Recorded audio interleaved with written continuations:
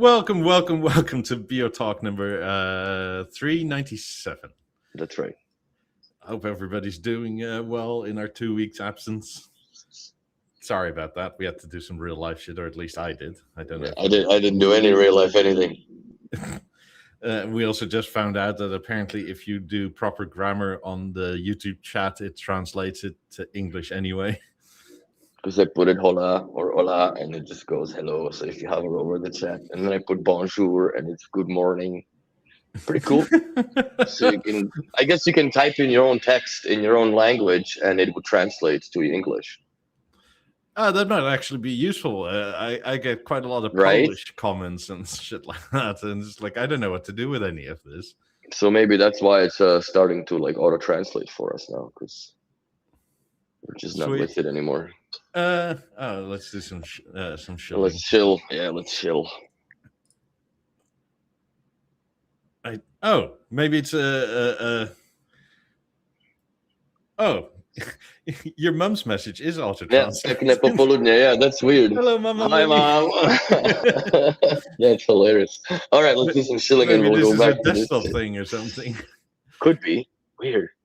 Go to Skiddy Play, use the promo code, get 10% off of any of the covers they sell. Good people, and they say bonjour. So there you go. But apparently grammatically correct because I forgot a space. Yeah. Bon dia. There we go. It's working. It's working, bro. Right on. Go to Green Nose Studios, buy some of their covers or aluminium for the 28s. Match them with your Silk Bio Remote 1 or stuff like that. And use the promo code 10% off. For that. Yoop. There is the link. The link is also down in the description. We have our friend Steve. He's on holiday, but once he's back on the 22nd, you can buy all your cables again. Do it. So soundsheavenly.com or .co.uk. And we have buymeacoffee.com/BeoWilly to start baby's first B&O fund. There we go. Or maybe BeoTalk t-shirts. Well, most likely before that happens, there will be a new fan in the world. So that's true. God, that's partially what I was doing. Is the cat coming out of the bag today? No, it's been out of the bag. This link has been like that for a while. I know, but I don't think anybody realized. Jose, thank you. Come join our Discord if you haven't yet already. Yeah. I keep on forgetting that. There we go. Boom. What would we do without the audience? I don't know. We would suck at it more.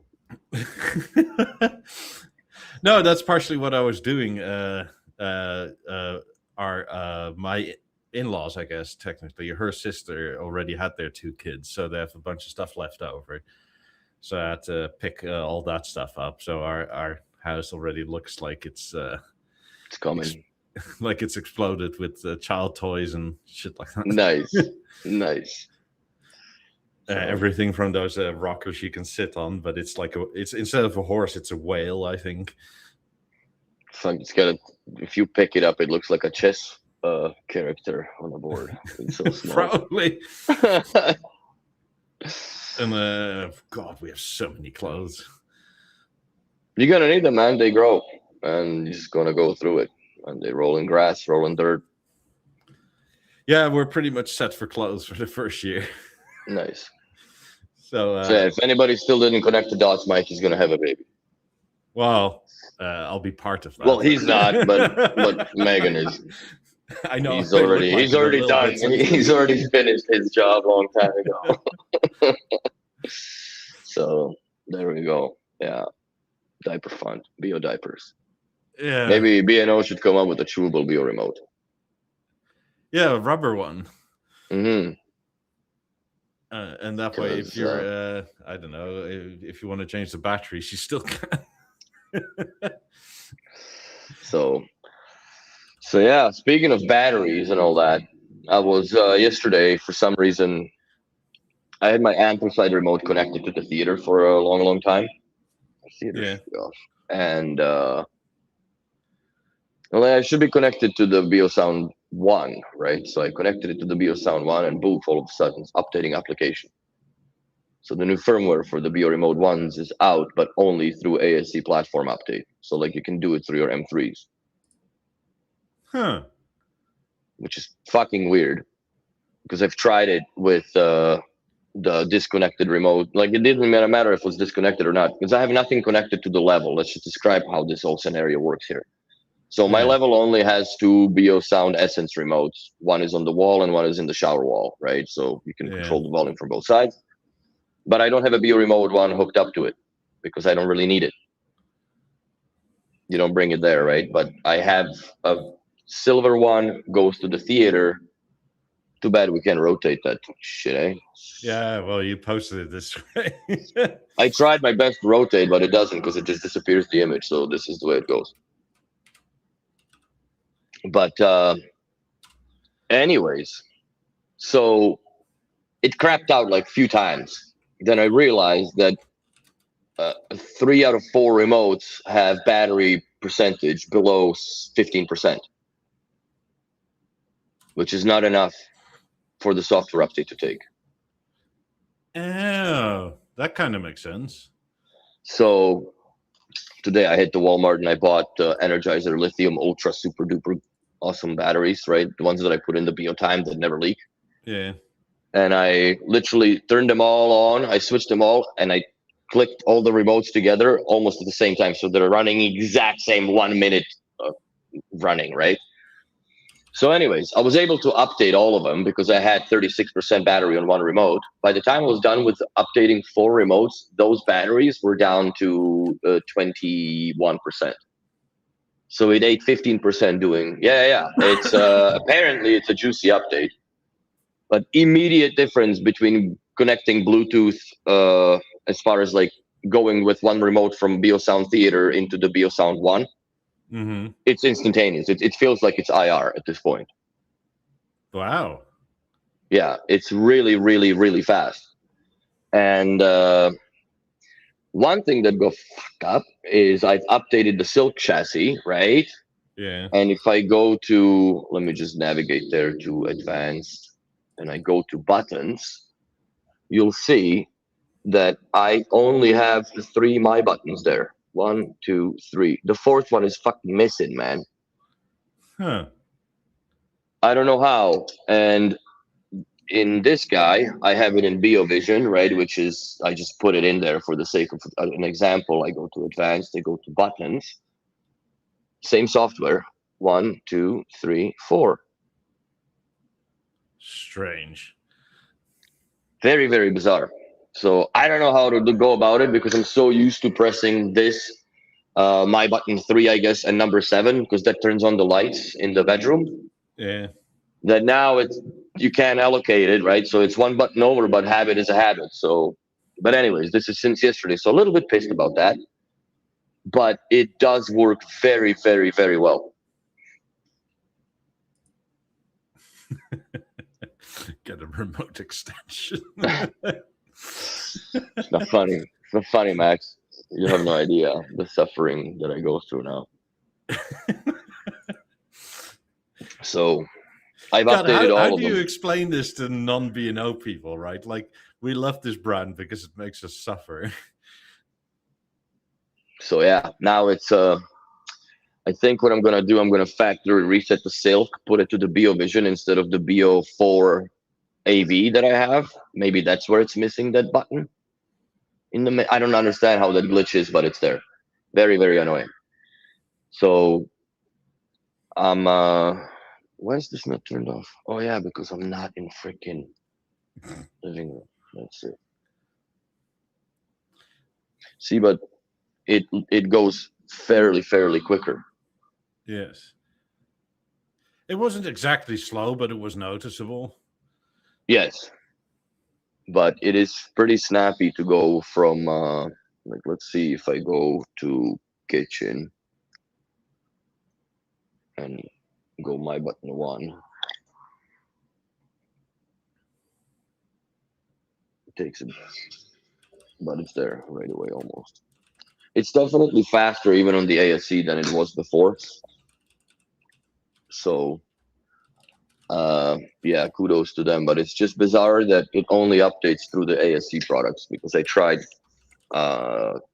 pairing the Silk remote and the Anthracite remote into the level, restarted the level, restarted the remote control. I only had them paired one at a time. So there's no, I guess, competition for which remote does get the update first. But it never came through. So, bit bizarre. But I'll see what happens later today if I attach it to some M3s and whatnot. See if that changes anything. Yes. So the current latest version, I guess, would be version here. Boot is 201, app is 31140, which is new version, and BLE is 0251, and I think it was 0249 before that. So 0247 by the looks of it. Versus 7. So yeah, there's few updates for the remotes around the house. Make sure your batteries are above 15% to even consider doing it. Because it'll just time out and reboot itself, like 40% or whatever to it. So yeah, I mean, if your Beo Remote 1 is fairly up to date, it will live on 15% for a fair amount of time. So that's another thing that I did.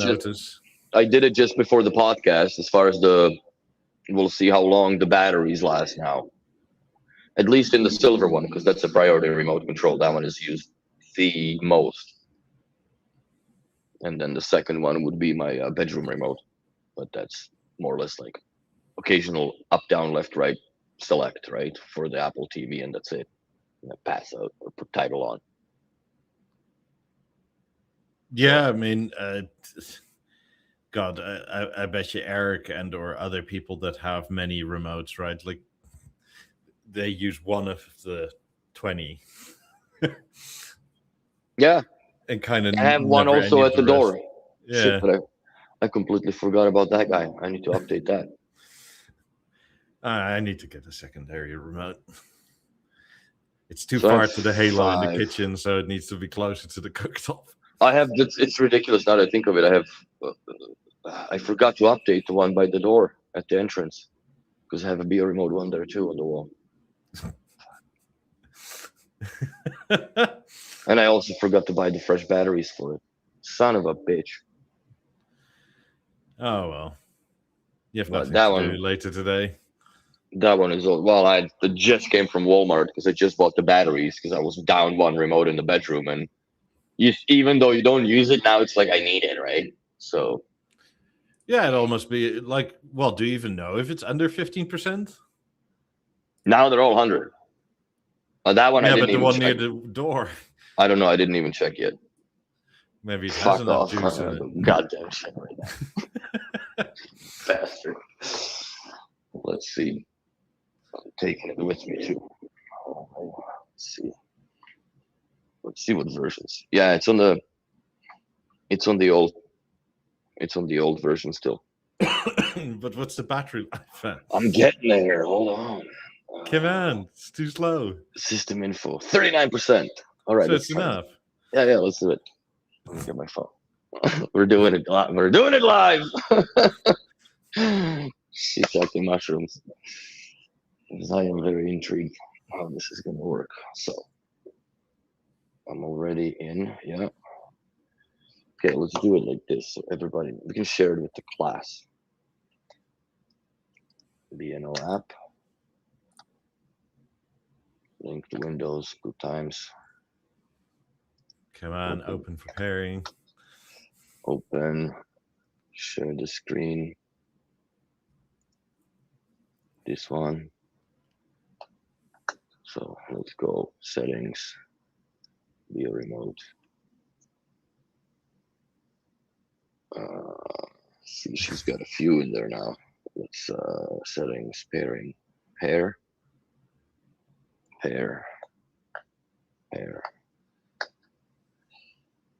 ba-dee-dee-doo-dee-da. Oh, did you hear that?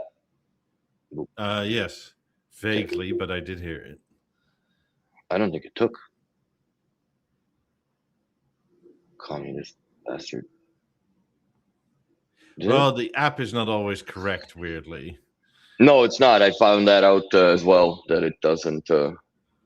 It doesn't sometimes unlock your device. Really, I have to be unlocked. Okay, here you go. Yeah, there we go. So that took it. Something just happened. It still says open for pairing. Okay, so now it's done. It should be paired with kitchen. Let's see.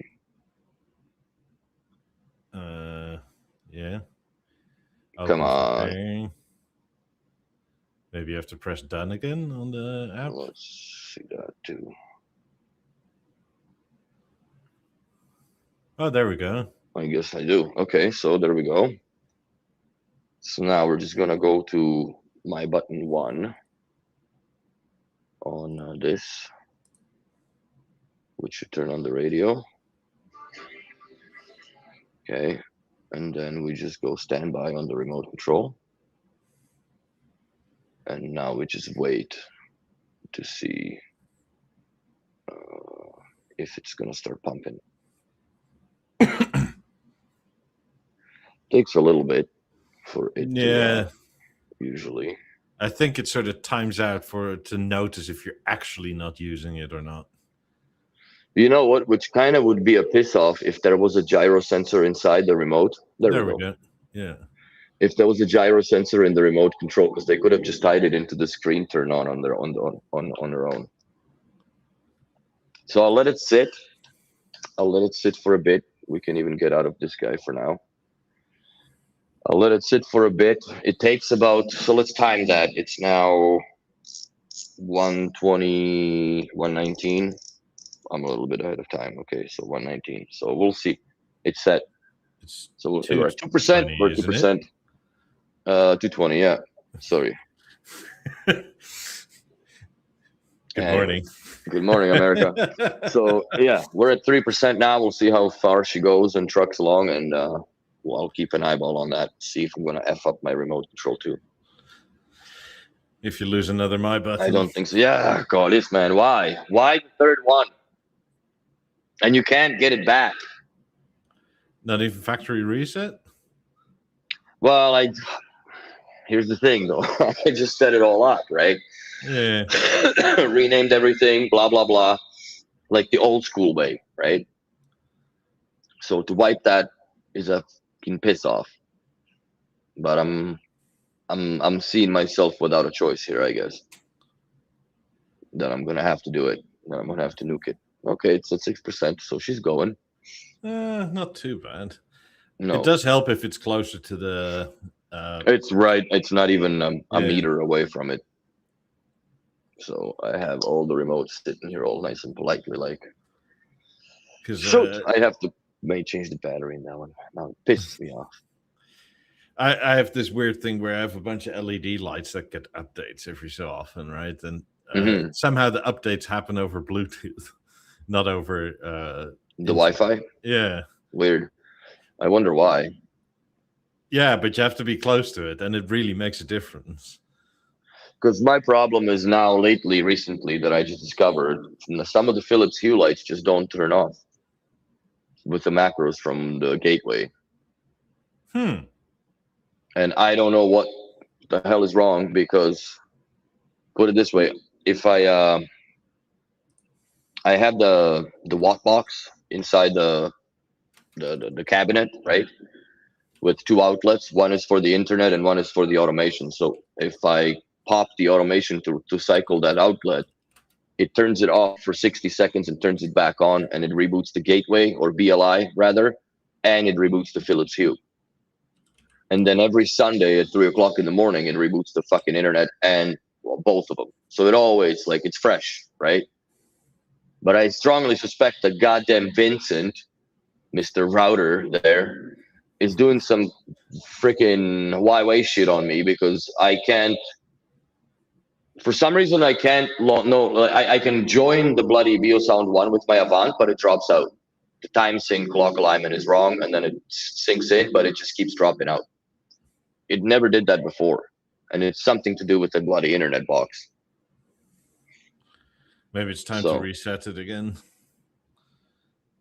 I've never done the factory reset, but no, but just like take it out the wall for like 2 minutes and then plug it back in. But dude, that happens periodically, once a Sunday at 3 a.m.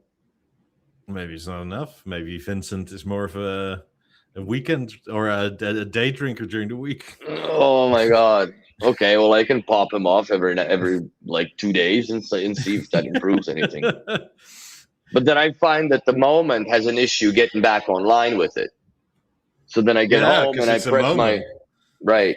And then I go home and I press the freaking light button on my keychain and no lights come on, right? And the doors close and you're sitting in the dark hallway like a tonto. How often do you reset your BSM 1 in Avant? Not often. I'm sure the Avant has some issues too, because you've seen the curtains, right? So there is board issues. I'm certain of it. And every now and then it falls off the network. But then you turn it on and it joins back on. So there's something turning something off, I think.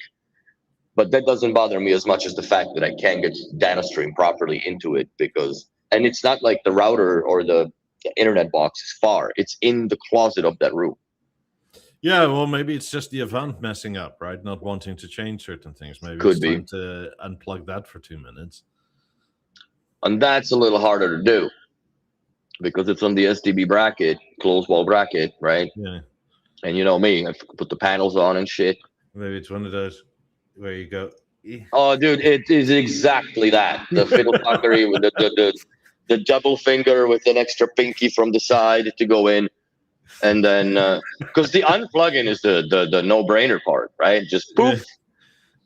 But to find your whole back is a different story, my friend, especially on the wall bracket like that. Because no matter what you do on white walls, you're gonna see it, right? Because you shine up the paint, even if you don't have a greasy hand. So, like, I put the BeoFoam around the wall, and it's a hassle. Where actually is the power plug for an Avant? Is that easier to unplug? So if you just leave the wall side in, I guess? Or... No, that's a fucking breaker story. And that breaker is also on the internet and stuff. So it's just like everything, right? Because I wired the wire directly to the outlet. I know it's illegal, but it's done properly. So I don't care. But look, they don't use enough power to really become a problem. Dude, and it's a straight shot through no studs. Yeah. So, I mean, I guess the other thing you can do is go to your breaker box and go click. Another thing is that I could do, and that's, again, I was debating this for a while now, like, get Etienne over here and help me take the fucking thing down off the wall and swap the boards in it so it works right again. That could always be at that point. You might as well, right? Like, I swapped the boards. I need to find that bloody fan. I am still on the Quest chat on for a fan for a Avant. I got another set of them from Amazon, and they're great. However, they only trigger off of 12 volts DC and up. And my goal was to actually run them off the 10 DC volt DC trigger dimmable from the Shelly, right? The ones that you got me for Christmas. Because those can output, right? But I need a fan that is like 5 volts, so then I can really attenuate it. At 10 volts, that thing would be hovering, But at 5, like, if you put 3 volts in it, right, which is, let's say, 25% dim level, then it hovers. It blows enough that it's not audible for you when you have the TV on. Or at that point, I would build a macro within the gateway that when the TV is on, it's less likely for you to hear it. So let's go to 50% or 75% output. But when she shuts down, I have to standby command, kick it down after, let's say, 25 or 30 seconds, right, to blow it and cool residually to, let's say, 5 or 10% output, where it's just enough to keep the boards cool enough for your BLI be alive, as far as the network, the Wi-Fi module, and fucking power supply that has to, but the power supply is not juicing crazy because it's only a few boards that are running. Do you have a spare back cover for the TV? Which ones? The aluminium ones? Well, yeah, just the back of the Avant. No. Because this is a long time ago, they just cut essentially mounting holes in a hole in it for a 120 mil fan, put Noctua fans in, and you don't hear those. Mm-hmm. And Brad was telling me the same thing. I'm like, I'm not doing this Ghetto Fabulous shit, bro. I don't want to fucking cut holes in my fan sat TV. on the inside, right? Like the fan didn't sit on the outside, so you can you can get the Chromax ones, which, unlike the name suggests, are black. Mm-hmm. But I would see that I would have to drill into these beautiful panels as well, which you never see. But my problem is that if it I have hangs also on the wall anyway, you're never going to see it anyway. Yeah, but I have the motorized wall bracket for it. So in the scenario where I do use the motorized wall bracket, I just gone down and have my panels, right? Yeah. Where if I utilize it from the, well, yeah, because it opens, you see the fucking bullet holes in the back of it, bro. And it's gonna be juicy ones too, right? Like you're gonna put a freaking at least like what, a 2-inch hole, 2.25 maybe, for the fan. Almost. Well, you could go separate ways, right? Like if it's a 120 mil fan, you have a 100 mil hole, which is almost 4 inches. Yeah, but if I do the blower fan, there is enough gap around to just have that air be pulled in through the fan and blow it like I had it before. Sure, but you can't find the bloody fan. No, that's the problem. Fact. But one day I will. You could also go with the Noctua 90 mil fans and just put them on the bottom somewhere. But there's nowhere to put them on the bottom because the stupid speaker comes from the bottom, right? Yeah, but on the I would have to put it inside, back, or like where it's sort of pushing up a bit, I guess. The problem with that is that then the dust would start sucking into the grills, like it would look like shit over time, right? Because it's going upwards, it's pulling all the air through and around those grills being parked inside the chassis. They sell dust covers for this stuff. For what? For like the fans, for individual fans. Yeah, but the air that is being pulled into that fan doesn't matter if it's filtered on that stage, right? It's pulling ambient air with dust in through the parked center channel inside the chassis. Je me souviens, bro. Yeah, okay. Well, then you clean it some more. I would rather do it from the top, blow down. I know it's against the logic with heat, but a fan will overcome radiant heat like that easily. Yeah, so that works. So, but yeah, I just need to find me one of those that I could do it with Shelly drivers and actually juice them up directly from the Shelly. The Noctuas will start at 5 volts. I'll buy one on Amazon and see. They don't have blower fans though, do they? They didn't used to. I don't think they do, but let's see. Fans.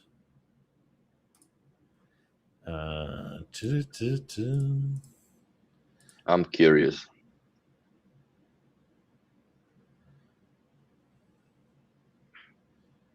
You see, they're all. These would not be good. These I would put in a 70, 75, or 85. Shiitake mushrooms, bro. There is no blowers. Doesn't look like it. Maybe they just can't get the noise down to the point or spec that they want. 5-volt applications with BPM control. See, but I need a 2 conductor.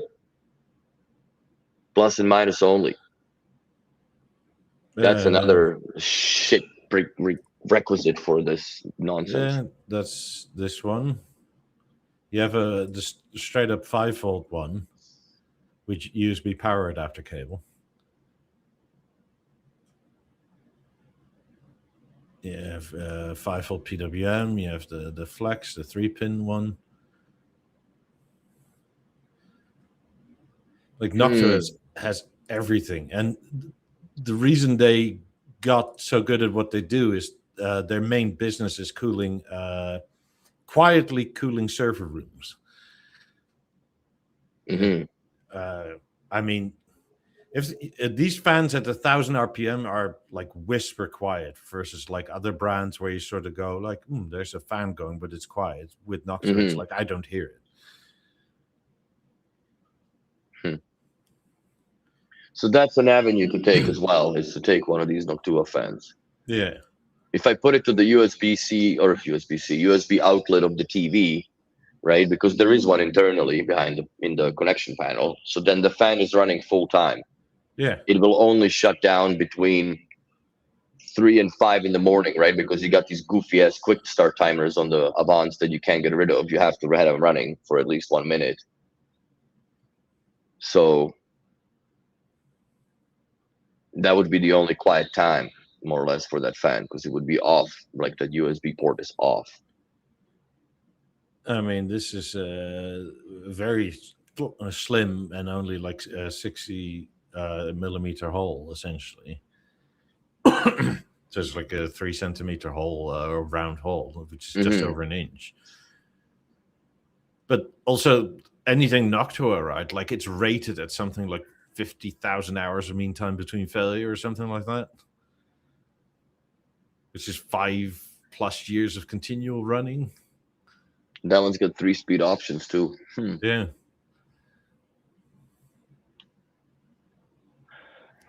$60 by 15 mil. Okay. And the 15 is how thick it is, right? Yeah, of course. Bottom to top.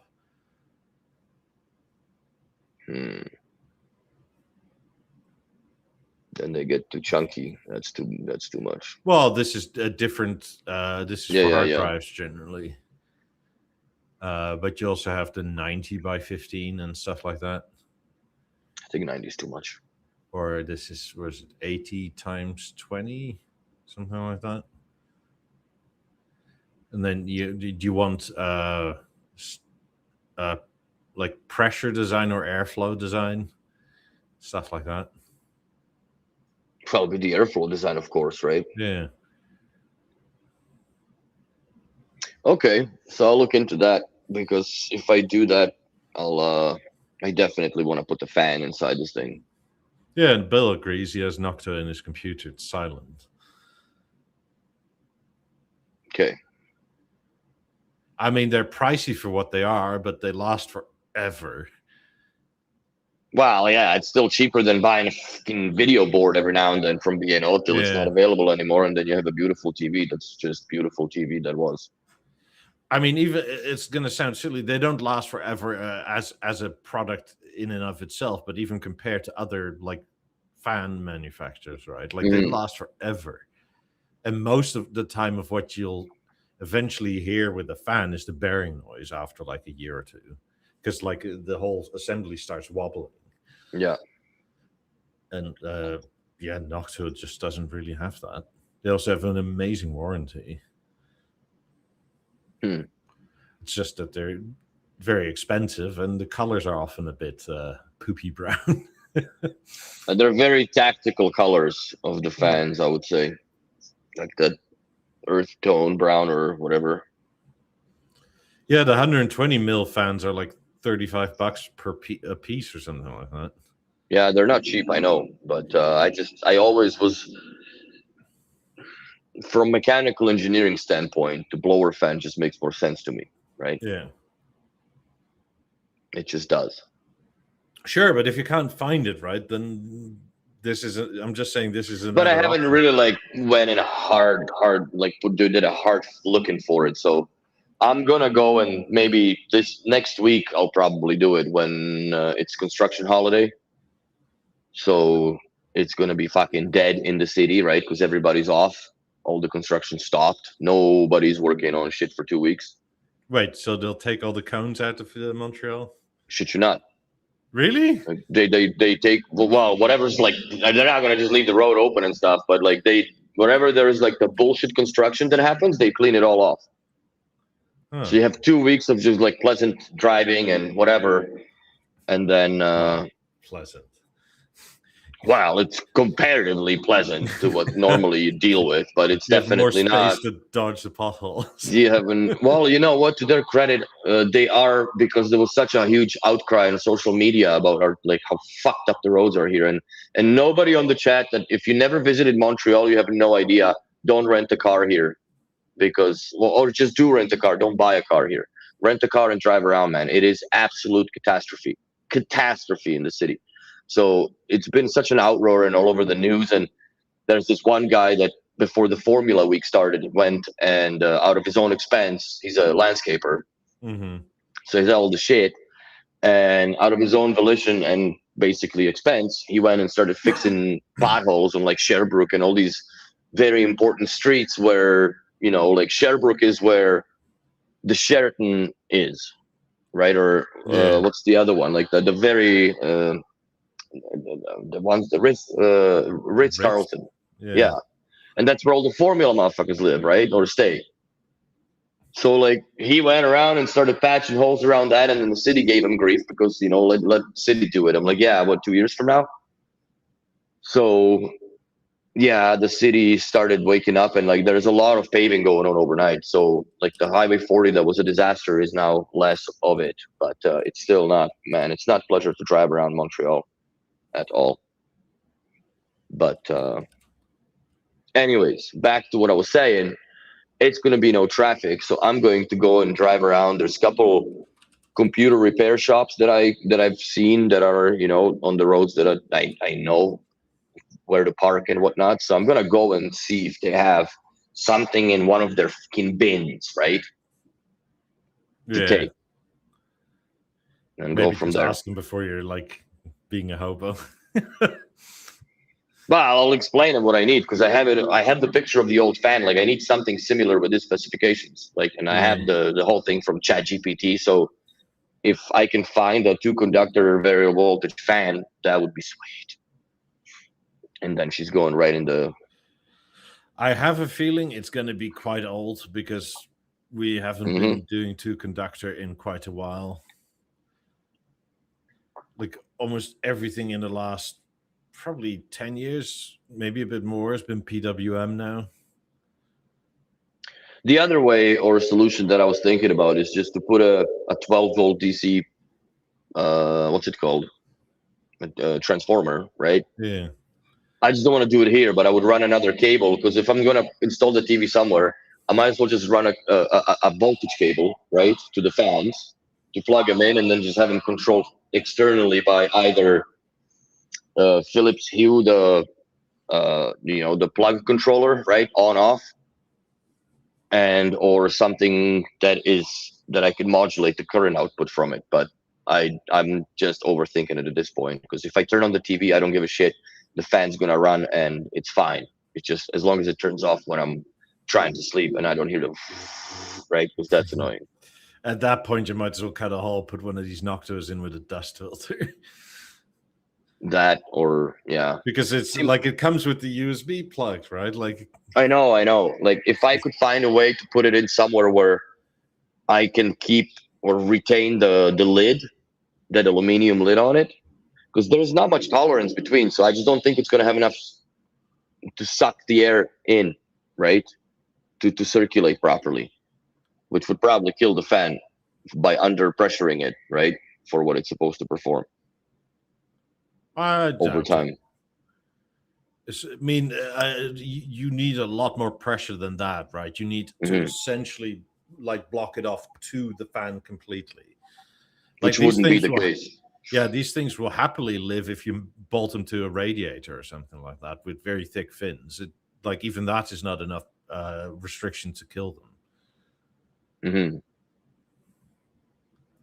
Yeah, that's like a full day project basically once you take apart the TV. Because I also thought about like 3D printing, basically an air duct, right, to each processor, and then put a blower fan directly where the TV board normally would be on the European side of the TVs, right? Because there's just this big black sticker with, you know, inputs labeled on them. So if you just cut that off, you have a nice hole.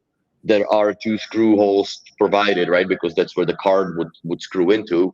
So it would be perfect to attach it that way and just have the blower fan go directly in it and blow directly in is where it needs to be blowing, which is the ICE board and the video engine, those two chips that get really cookie.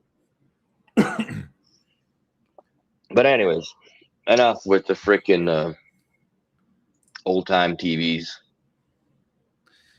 Yeah, speaking of old timers, I haven't seen this man do anything in a fair few years. But we have a new brand ambassador. I know, I got that. I'm like, what? I don't know how I feel about his earlobe, though. A little bit. Well, maybe he has inordinately large ears.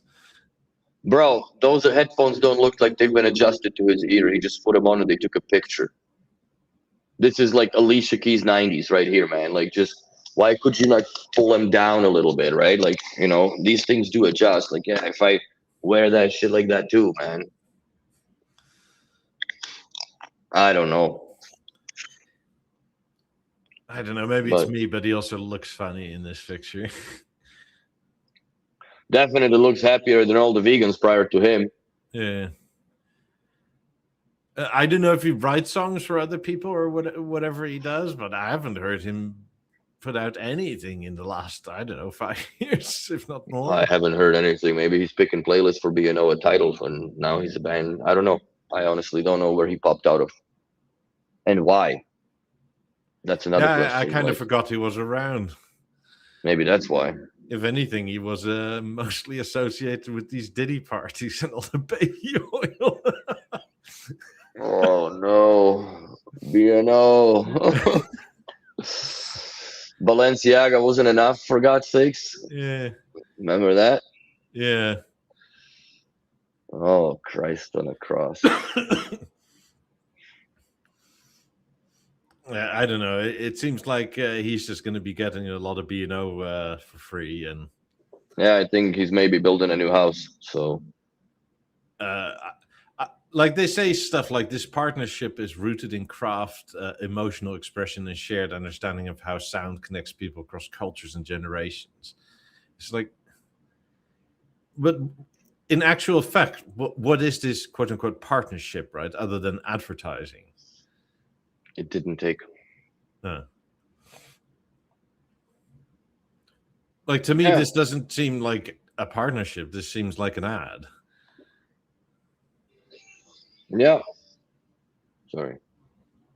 I'm gonna try. I mean, again. Like, are we gonna get the John Legend version of some B&O product? Like, that would be a partnership. Oh, what? With his signature on it? Yeah, something like that. Yeah, I think I agree, Max. It's like it reads like a political manifesto. Good manifesto. Sorry, good sounding words meaning nothing. We're starting again. I'll put it closer even. Now it's 15 centimeters off the source of the code.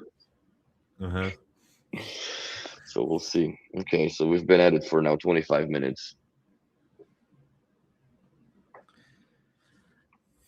So maybe by the end of the podcast, I'll update my last remote control, because yesterday it was a process that I almost started drinking bourbon with. For fuck's sakes, it's just too much. Bang & Olufsen has been one of my favorite brands, audio brands, for years. It's weird that you say one of, not my favorite. I also had the Bose Cubes. As a longtime owner of their products, I've always been drawn to the way they combine beautiful sound with timeless design. Their products are crafted with incredible attention to detail, and I've spent time in their listening rooms over the years experiencing music in a way that feels true to how it was intended to be heard. Okay. He's not wrong there. Okay. Yeah, but this sounds like somebody from B&O wrote it. Like, and then his picks, right? Like H100s, A9, and some great. What is he on, a college budget? Like, what about the 50s, 90s, maybe 28s, maybe Lab 8s? If you like, come on, I'd rather go with Lab 8s than an A9. Wouldn't you? Apparently, this multi-millionaire, right, is still into Bluetooth headphones and that sort of thing. Well, I'm into those too, but like that, Yeah, those but you wouldn't have be my 90s at home. picks. I know, I guess, but yeah, that wouldn't be my picks. That's for bloody damn sure. So yeah, I don't think any of that was written by him. I think he just took two pictures and said to. Yeah, so the Charles Leclerc of B&O ads. Mm-hmm. Bill says, but a musician is still better than a tennis player using grace while playing. Not a high bar, but it's still an improvement. I agree. Yeah. I agree. At least they have somebody that has something to do with sound or production of sound and whatever else have you, or can read the notes. But yeah, like that Ferrari nonsense and all the drivers that didn't make any sense to me. Like as far as audio politics would go, how would you justify that money? But I don't know. This also seems like potentially it's a very expensive partnership, right? again, Maybe it's me. Maybe I'm wrong. Maybe they just gave him a few products and he's sort of like, I use my picture. It's fine, whatever. And maybe it is cheap, but somehow I have a feeling that he's not cheap.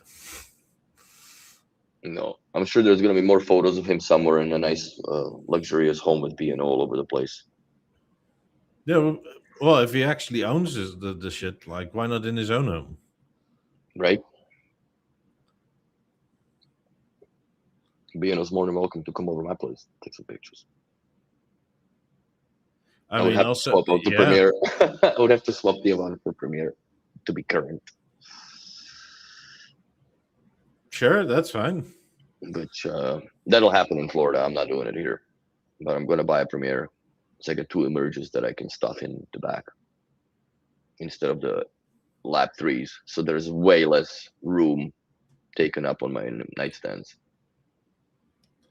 But then will I bleed the whatever $100 per grill to get them out of walnut?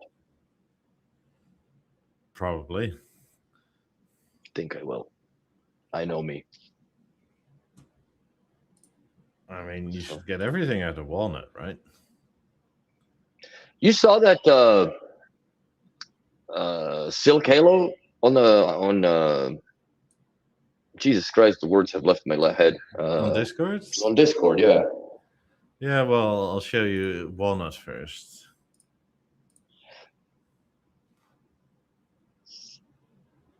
Yeah, I don't want the cabinet. See, you need to get it back into vinyl. No, freaking way. And then have a mini one on top of the real one. That's pretty slick, actually. I have to give him that. That is fucking cool. But no, I'm past that, dude.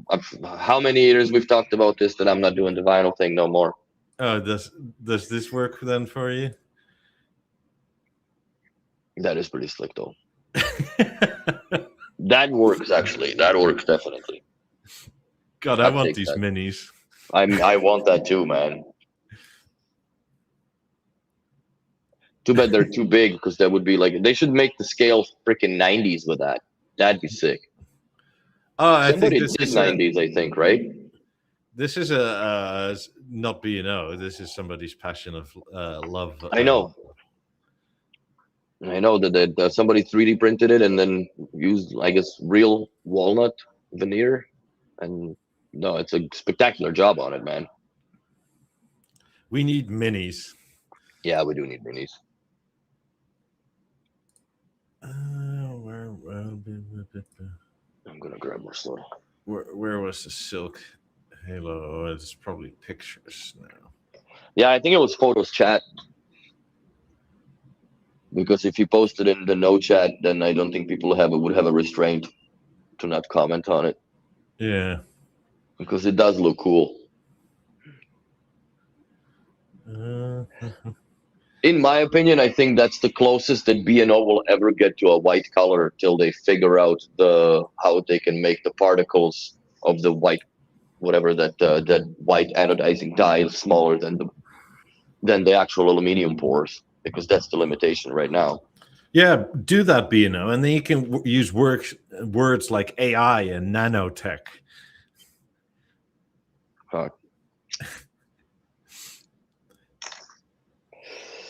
But yeah, on the screen, yeah, no, I love it. I love the look of it. Yeah, this is what I tried to set up many years ago to see if other people were interested, and at the time we couldn't even get to 10. Nope.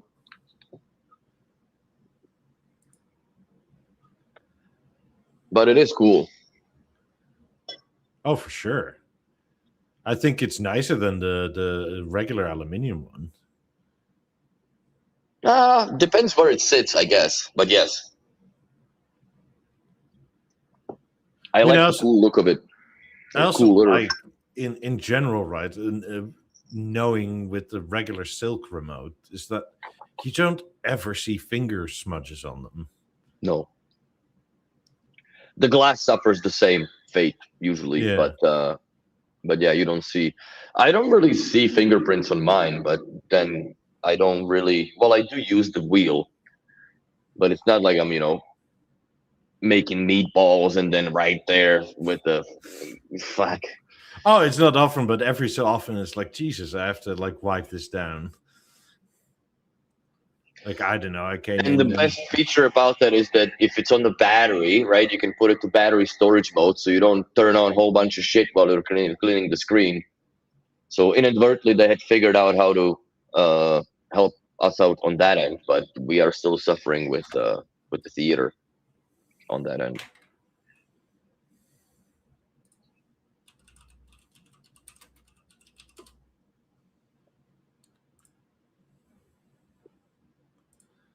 I mean,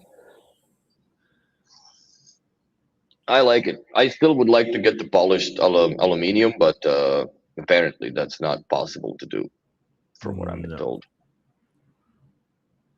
I mean, after this, BeoJohn apparently hung his 9000 on the wall. Oh, dude, that was fucking hilarious. I saw the pictures of people trolling, and you gotta be this though. It's so funny. Oh, the AI is now relentless, man. Yeah.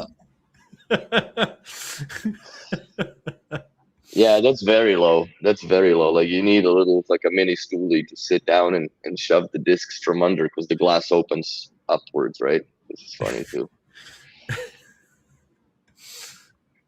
I don't know who this person even is, right? Where the hell did this person come They from? just found a random midget and that's it. So, but yeah, it looks funny.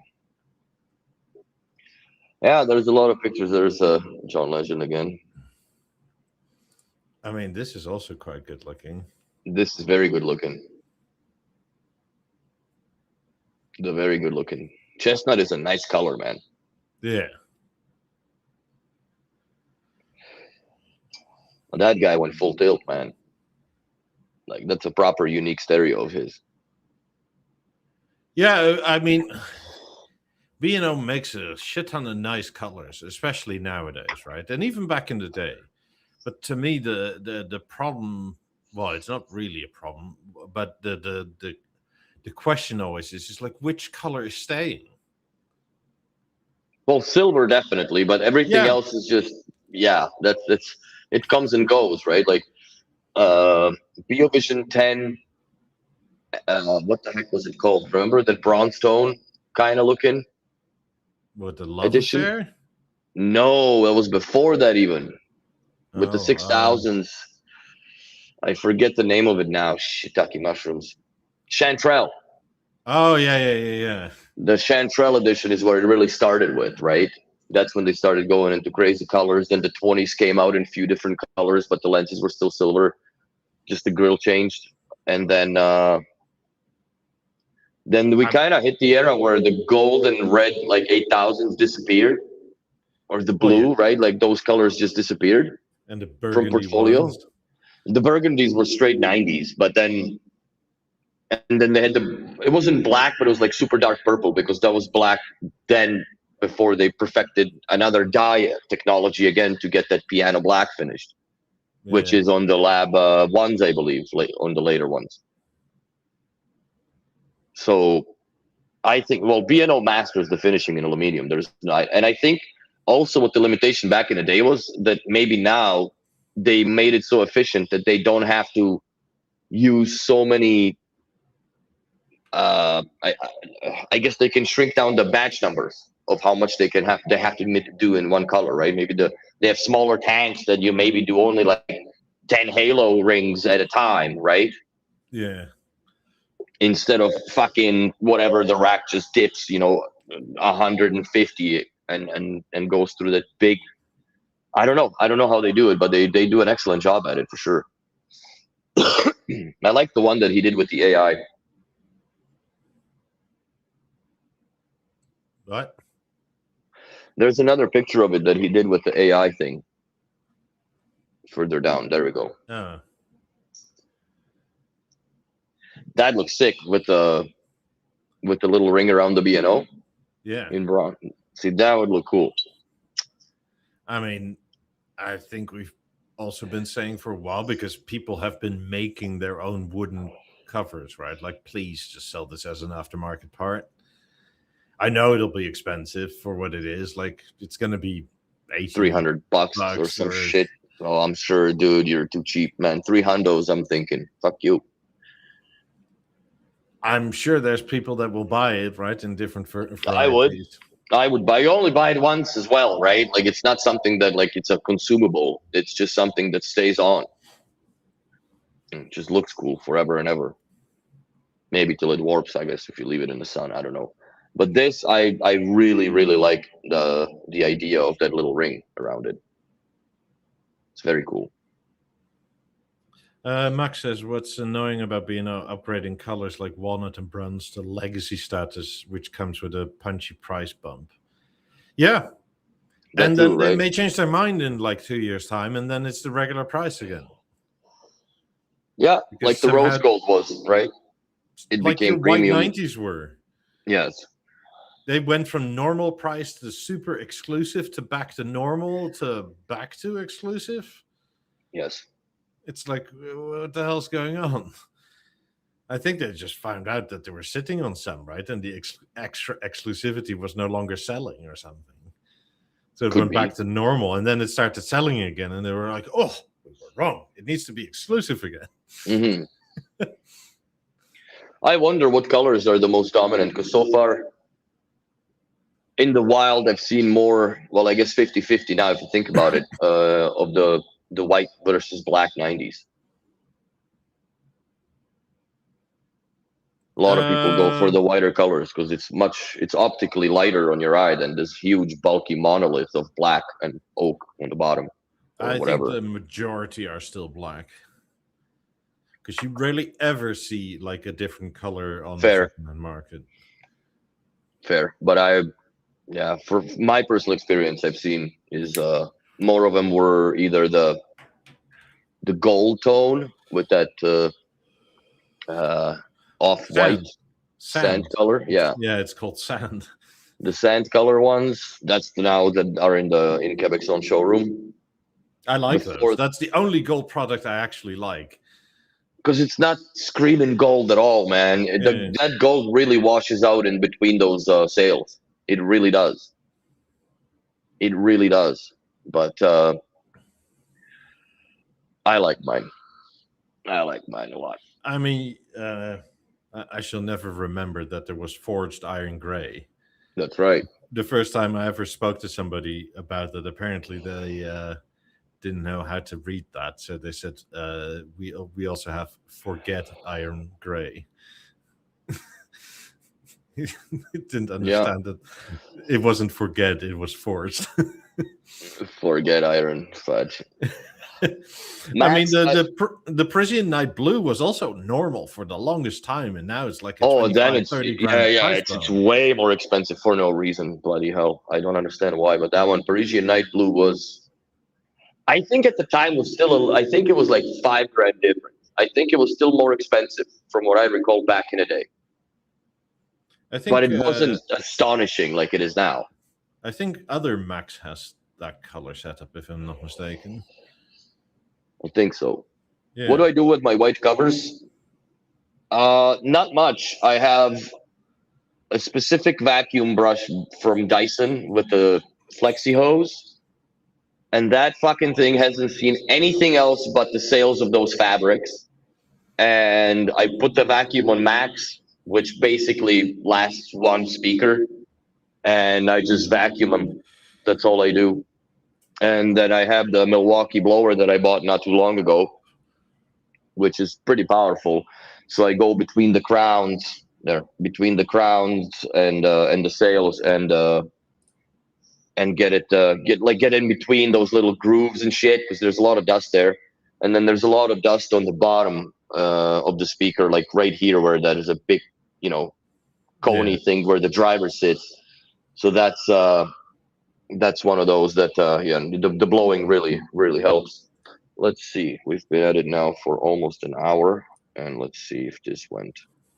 No, still didn't take. So I'm gonna reboot this. I might have to actually factory reset it. So rebooting.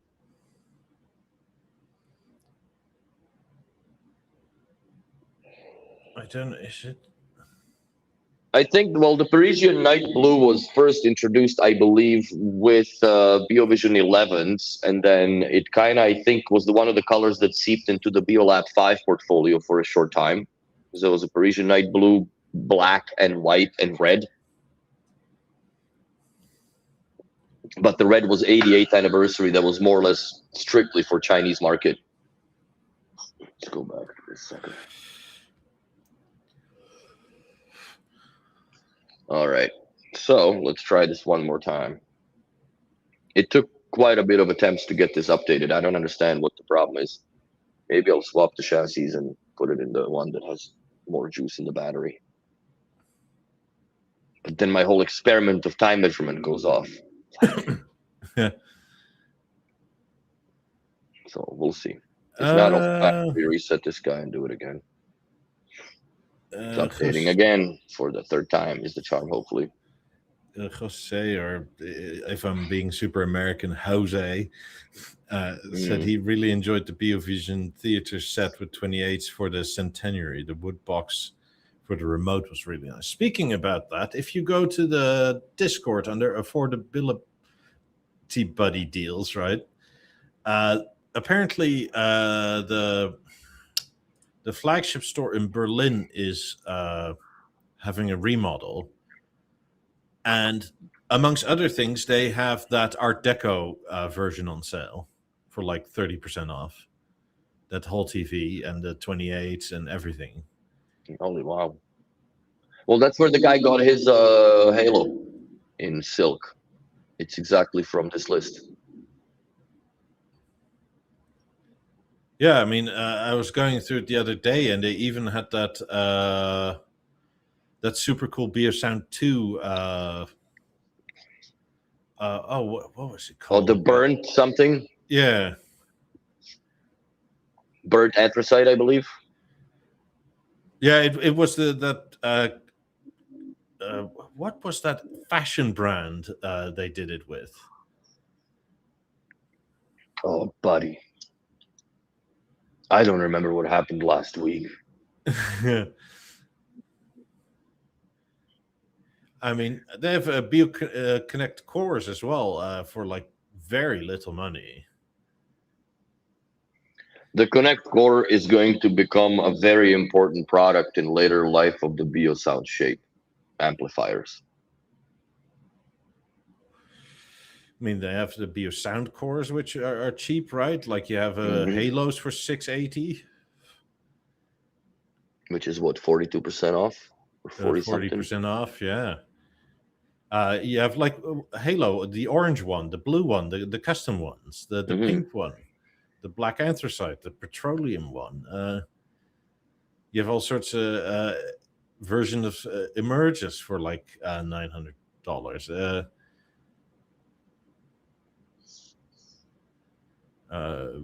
Yeah, I mean, it's all here.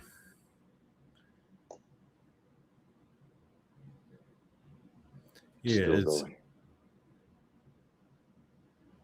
where is it? I mean, the BeoLab 28 Atelier, the Art Deco one. It's 20% off. Yeah, Volback edition. I have to hover over Yeah. like full baked edition. What the? That's YouTubes are taking over again. Yeah, that edition. That is one of the coolest ones. Where is I it? think they should have revisited the New York edition for the BeoSound 2 in today's times instead of just the BeoSound 1. That was the coolest, in my opinion. And damn you, Anders, for having it because he still has one, son of a bitch. I'm so jealous. I really like it. And back then, full regret. I should have bought the parts, but I bought the piano black Yeah, instead. the Vollebak edition or Yeah, whatever you call it, from $5,000 for 4, 20% off. which isn't bad. Yeah. I mean, you can get 20% off an A9. You can get 40% off of BeoLab 18s. That's a smoke deal on the 18s. Yeah. I mean, this is not per pair, it's per speaker, just FYI. But still, like, that's if you buy some covers right, like you're under $7,000 for a set of 18s. Mm-hmm. If you want a Premiere, there is 10% off a Premiere. Like, it's you can buy theaters. Even there's where is it? The orange one, the bespoke edition, whatever, or the atelier. Also the Premiere, the Haute edition. Oh, the one that the grooved. Yeah, the 20% off. Apparently, it's number 1 of 25. Fuck, that'd be cool. And you put it in the bedroom. Blasphemy. But yeah, that'd be cool to have the special edition one. The 1 out of 25. Yeah. That's a serious. That's a serious number. Okay, we're at 23%. I'm gonna click occasionally a button on this remote to see if I can help it stay alive before it times out again. But yeah, that's some good deals, man. It depends on how much is left still, right? Because this is a few weeks old document now, at least. I think the red is gone. Yeah, the red is gone. But I think they keep updating it. Oh, but okay. even this, right? Like the G4 97-inch panel for 15,500, including sales tax. It's amazing. That's 40% off. Mm-hmm. Yeah, they're dumping everything, eh? Yeah, it's essentially everything that was in the shop is going out for nothing. BeoAmp 2 for 470. That's a steal. 40% off, whatever, 38%, 30% off. Yeah. That's crazy. I mean, yeah, BeoLab 19 for $3,000. That's a good price. I wonder what they're gonna do with the new sub if it's gonna ever come out. They need to do something. I'm just gonna call it a new sub because they have to come up with a new subwoofer. I don't think that it makes sense for them to just rely on the true image and have people multitude of speakers.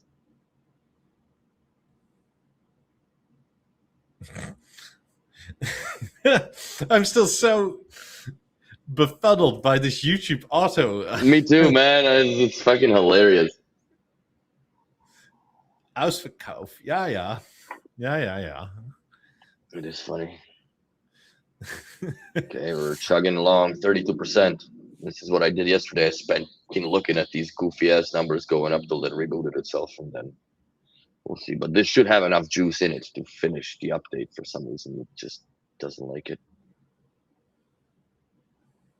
Or it needs a bunch of different tries. I don't know, different modules. Like, oh, rebooting. Fuck. It just didn't go. I mean, yeah, there's you can buy H100s in all the different. Colors they got. Yeah, it's all like the bespoke. They have the was it the black, the hourglass sand, sunset apricot, that sort of shit. I'm amazed that so much of the custom stuff or the bespoke stuff or even the Art Deco stuff is on sale. Mm-hmm. Well, the Art Deco is crazy, but again, if you need to get rid of everything, you need to get rid of everything, right? It's just you Yeah, don't have a choice. yeah.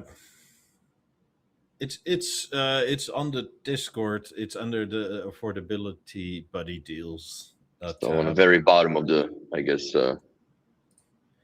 Yeah, it's under wanted and for sale, and then it's the Berlin one. Berlin shop. Yeah. Yeah, it's a good read to. I mean, if you want granted, to you buy need to something. know a little bit of German to make sense of it all, but it's not like rocket science. The Art Deco theater didn't sell well. I don't know. I've never even seen it. Like it was one of those unicorns that only few prestigious stores got Yeah. for display and whatnot.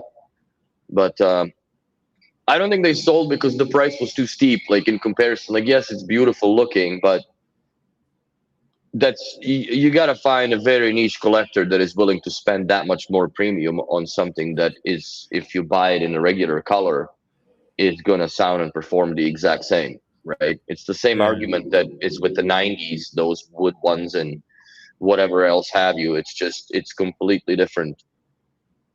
I look at it the same because they're not going to sound any different from mine because they can't. But they look different because they can. Yeah, they apparently have 5 sets of portals for sale, and they're like €360, which is not bad at all. No. Like And you also portals are very you good can't headphones. find them anymore. No, they disappeared. What I like about them, that if you buy the portals for, let's say, the PlayStation or the Xbox version, whatever, I got the PlayStation one now. I used to have the Xbox black. That dongle unlocks the Dolby Atmos for gaming in your PC. It does the same for your Xbox. Yes. So, and it does make, I don't play games anymore, but when I used to play games with the portals on, like it, you can tell that shit's going from behind and whatever, or like in a distant room there's a noise and whatnot. Like it gets pretty spooky, depends on what games you play. Like Fear, that shit was. Oh, before I forget, something that is slightly new, and I must very much commend B&O for it, is this is a very what you call it, expensive solution. But I attached my Bio Connect core to my computer. Okay. With line in, and then DPL'd these two in. Okay. And there's no lag whatsoever. Okay. You just run line in or HDMI out? No, line in. Like just headphone into the socket in the back. It picks it up immediately. If I leave it on, right, they power off after a while. But as soon as like a Discord message pops up, you go from these two in the back. Nice. That's good that there's no lag. That's interesting. And when I watch YouTube on here, there's no perceivable lip sync issues at all. That's cool. That's good news. Yeah. But is the core linkable to the rest of the house? Yeah. Or you had to turn it off? No, it's linkable. It tells you, right? Like if you have lip syncing, turn all this off. So I tried it without it, and it's fine. Interesting. Maybe the delay is only on the HDMI side. The eARC. Yeah, maybe. mean, I was Interesting. almost going to try and not wear headphones and have you come over these today, Hmm. but I don't know if there is a delay in this, right? If there then was going to be an echo, but Yeah, that's cool. That's I mean, cool that it works it's an without a expensive lag. solution, but it works. Well, what isn't with B&O at the end of the day? Like I look at the core as literally a core for anything that you want to do with any speaker at this point of time. Even if you want to put your Pentas to the new LG panel, you will need a core. Yeah. Only thing that sucks that the core is not really part of the LG's app environment, which kind of sucks. It should Yeah. have been. It should have been the same way. I mean, the only weird thing is that I had to use my old non-fancy cable because one of these cables with the ferrite things on it didn't like at all. Oh, really? Yeah. Interesting. Did you have buzz or like? No, Didn't just even. very low volume. Sort of. I don't know. It almost sounded slightly distorted a bit. Interesting. So a regular plain cable of decent quality worked just fine, which would also get me to test another thing. Is I may have use for my BeoLab 18 again or 19 again because I can use the power link out. Yeah, you can definitely do that. I'm thinking of adding my 19 back here. We can, because if you AirPlay, it's still linked. If you go through the core, it's still all linked. And then if I go through my computer, it's still all linked. Yep.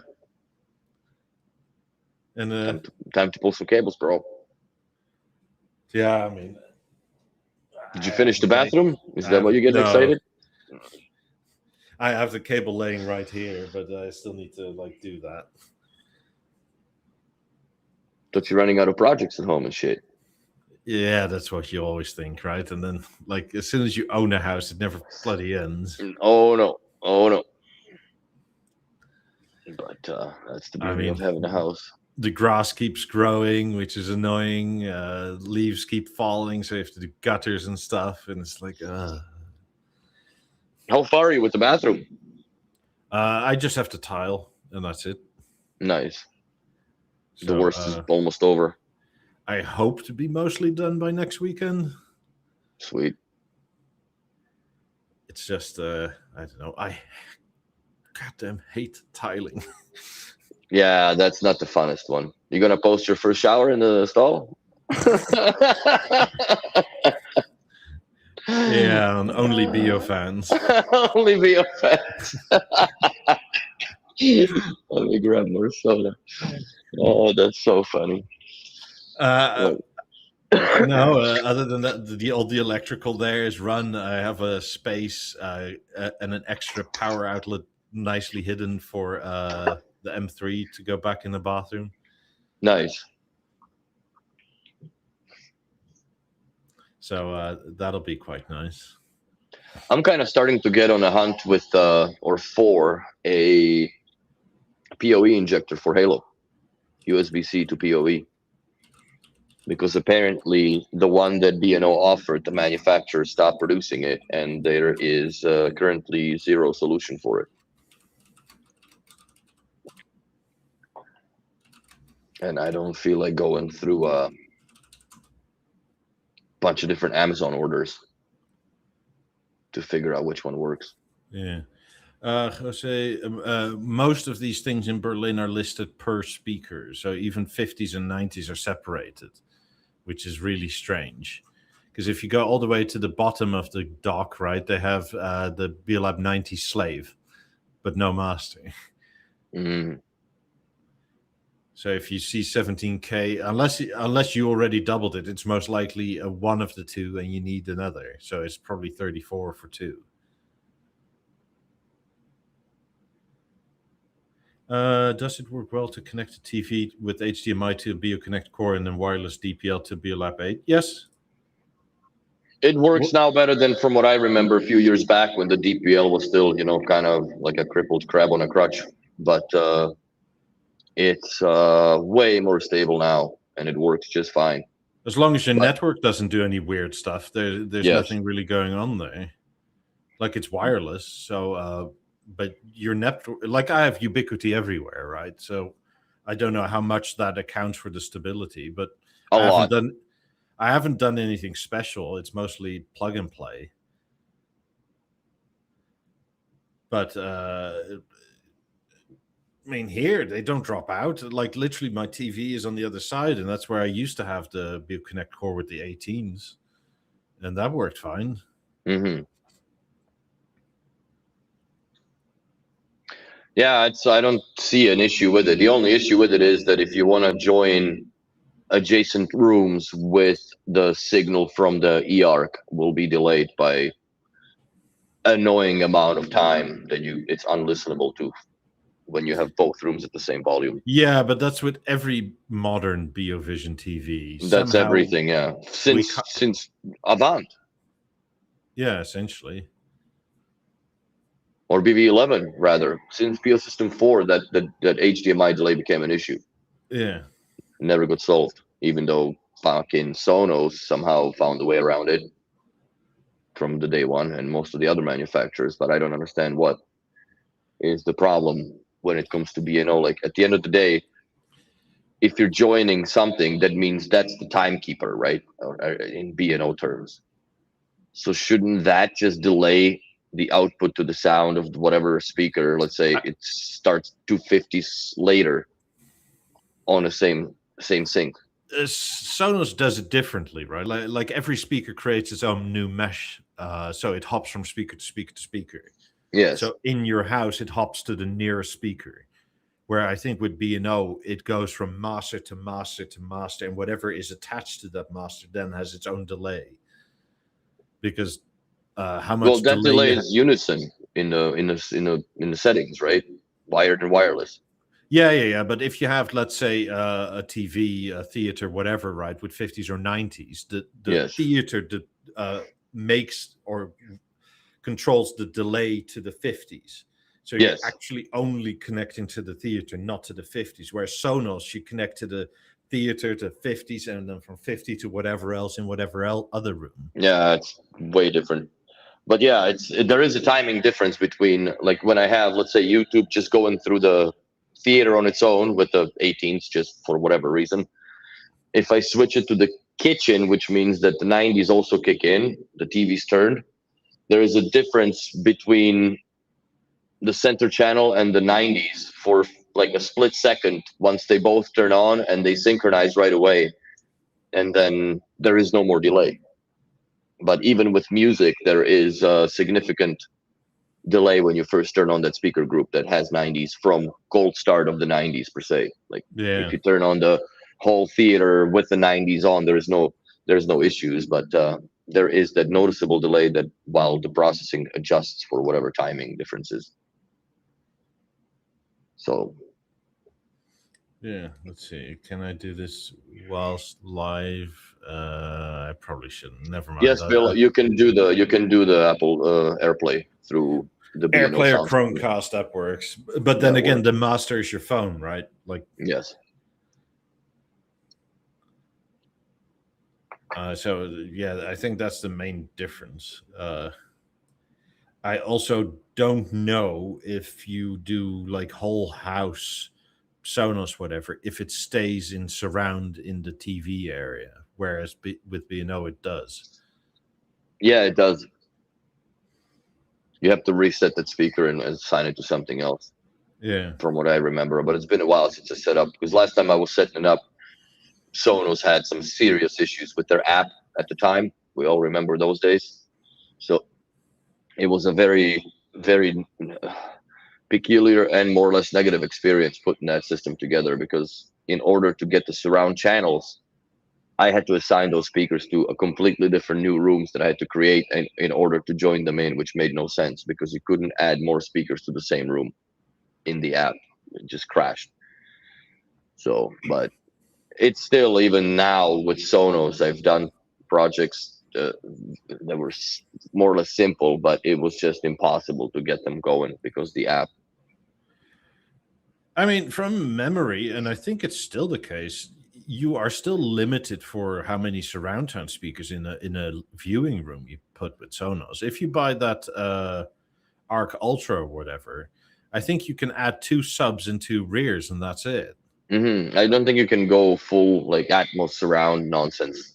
Well, they would call it that because of all the upfiring and whatever else in the DSP, right? But you can't physically add. If you add, let's say, the Sonos Arc Ultra and those big boxes behind you, you have a very good sound. But you can't add more of those boxes in the front for like 5.2 or 1 or whatever, which I think is kind of lacking because if you go that route, like there's just those bigger side speakers, I forget their name now, they are better than relying on the sound bar. They just have more volume per driver. Yes. And there is no amount of DSPing you can do, in my opinion, that beats an actual speaker being in a position. 100% not. There's no way. There's just no way. Like, it can definitely sound good. This goes the same for B&O, right? Like, the upfiring drivers in the theater, they do work, but it's just, even if you have BeoLab 4s up there, those will be better because you have an actual physical speaker being up there. Yeah. It's, I mean, DSP is wonderful, but we seem to be relying on it a bit too much in the modern world. I think it took over more or less than anything. The DSP definitely took over how we now create or design sound, rather. Yeah, it's kind of a cheat code, really. Well, it's same with B&O and everybody else that makes active speakers. Like, you just delete whatever the box is doing into the sound by just correcting it in the DSP, right? If you have proper equipment to measure that, like B&O does. So it's where we're headed, man. I just maybe will live long enough to see PoE speakers that just run off of a Cat 6 or Cat 7 cable, and there's enough power for it. But I don't know at that point, like how much current can you actually run through 24 gauge, you know? I mean, PoE++ should already be enough for a lot of little stuff because that's already 35 watts or something like that. Yeah, no, that thing juices because we've used PoE++ on cameras and so on because it pushes far. Let's see, what is PoE++?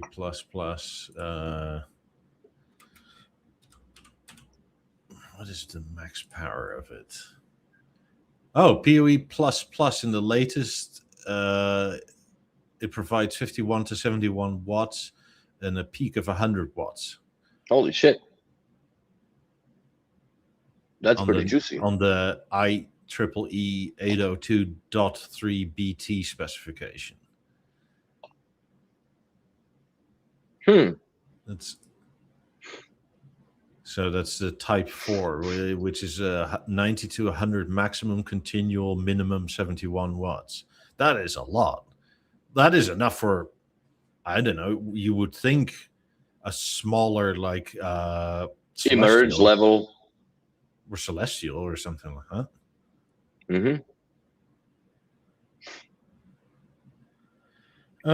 Do you think B&O will surprise us with a new product for the next holiday season? If yes, what do you think it could be? I think we're going to get a whole host of new colors for things again.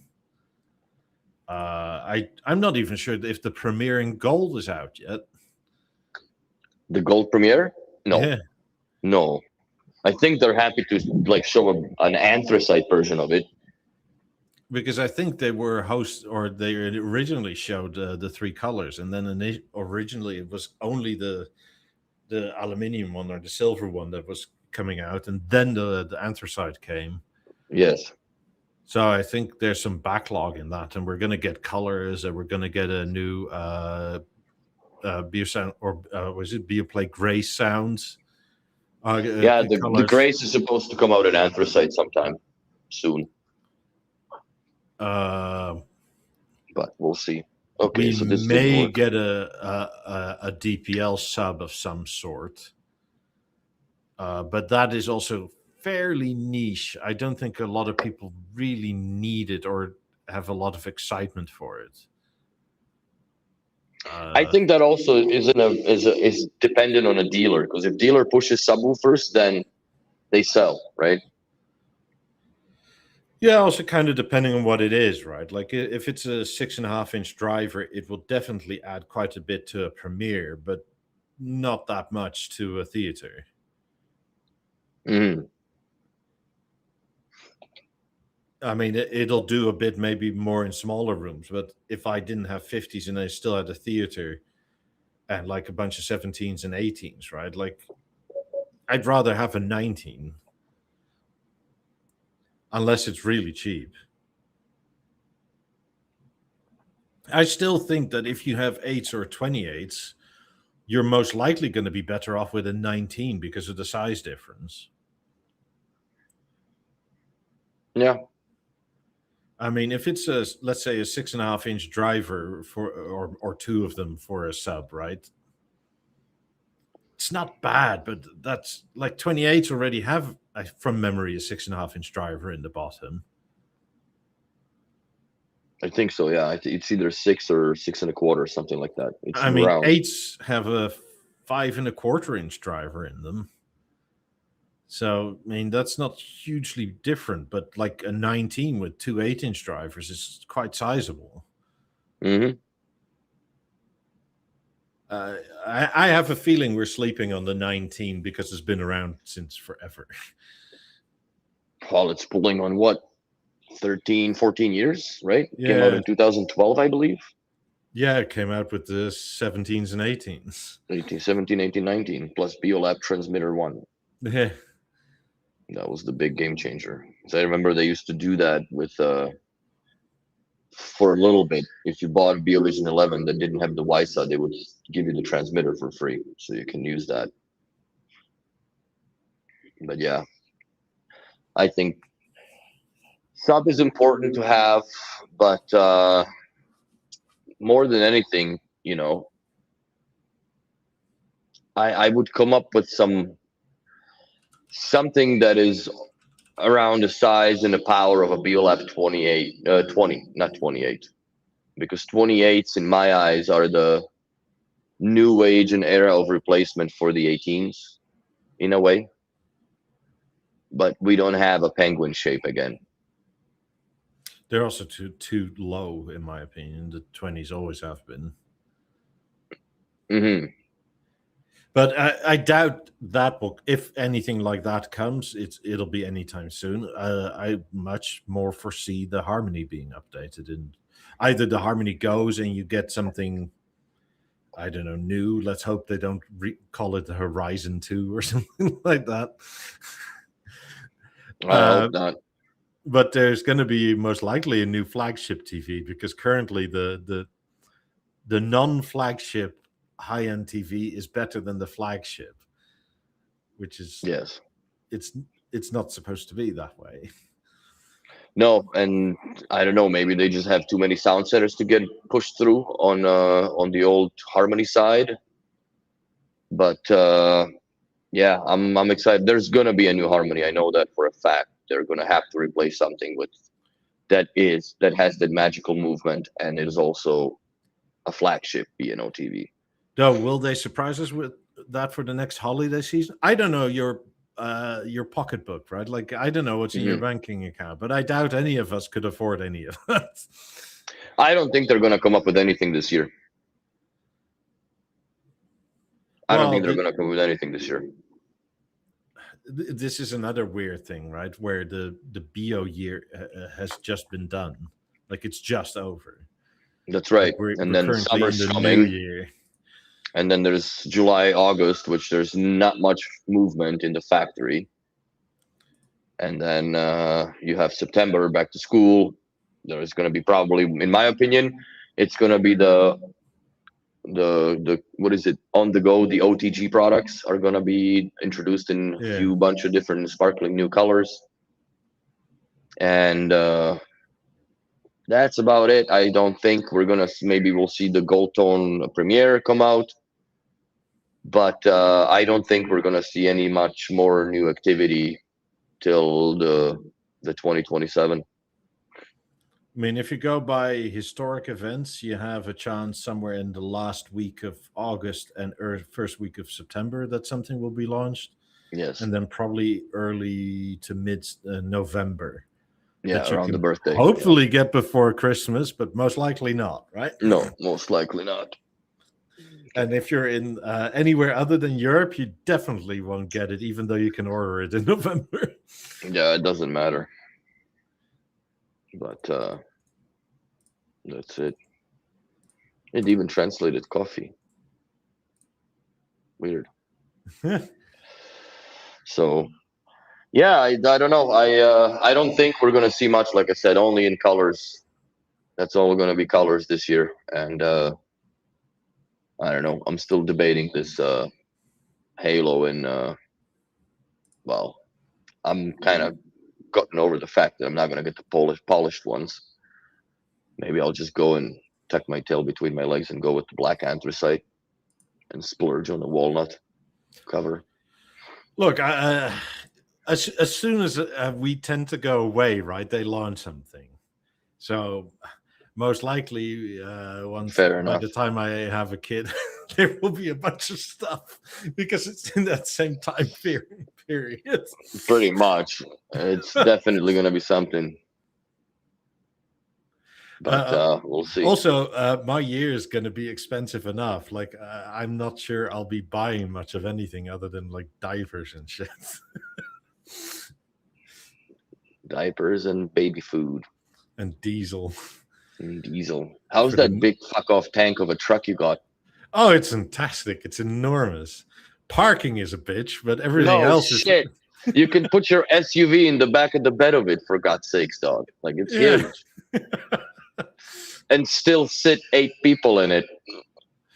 I mean, yeah, it's if I park it in my driveway, right? I have about 40 centimeters to the garage door, and it's like that far from the sidewalk. Yeah, Mikey went full American, bro. Shit, you should stick a flag off your toe ball. It's big American. Yeah. No, it's even more American. I don't have a tow ball. I have a hydraulic lift in the back. Oh yeah, that's right. You got the Tommy gate. Yeah. What's up, Stefan?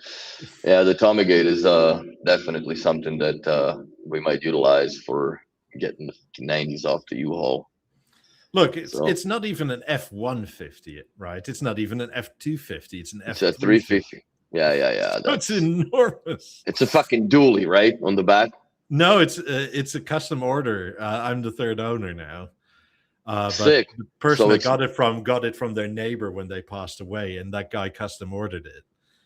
Nice. So it fits 5 adults in the cab, and then has an 8-foot bed that's 4 foot wide, so you can still do drywall and everything in it Without any issues at all. Well, it doesn't even have to like it Yeah, literally it just fits between the sits. wheel wells. It sits. That's insane. So it's bloody enormous. Yeah, that's hard to park. You would be fucked in Montreal with this thing, man. Yeah, but people get out of your No, way. It's not even that. But what if there's no way to give? Like, if you go, especially like Old Port and stuff, dude, like you'll be scraping rearview mirrors on each side of the house, on each side. It's like a Toiger. Let's see. Zygmunt, thank you for the coffee or beer, as we agreed, I guess, in the chat now. Or diaper fund / we'll see. I want to do BeoTalk t-shirts at some point. Uncle Willie's baby's first B&O fund.